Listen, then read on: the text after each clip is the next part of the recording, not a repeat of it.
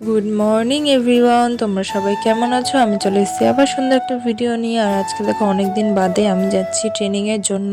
আজকের ওয়েদারটা দেখো কতটা সুন্দর। এখন বাজে প্রায় 6টার মতন। আমরা যাচ্ছি ট্রেনিং এ। আমি একা না, দিশাও যাচ্ছে। ওর ক্লিপ আনতে ভুলে গেছিল, এর জন্য ওকে আবার বাড়ি যেতে হয়েছে। এরপরে আসার পর ট্রেনিং এর জায়গাটা দেখো আমরা চলে যাচ্ছি। আর এখানে গিয়ে দেখছি বিয়ের প্যান্ডেল।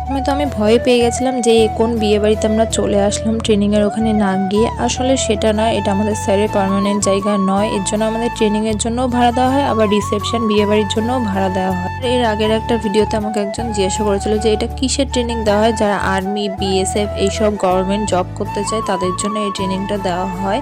ট্রেনিং কমপ্লিট হয়ে যাওয়ার পর বাড়িতে এসে স্নান টান করে দিয়ে দিয়েছিলাম পুজো। তারপরে ঘরে এসে একটু রোদের মধ্যে বসেছিলাম। আর রাতে বেলায় আমি আর মা বেরিয়েছিলাম একটু কাজের জন্য।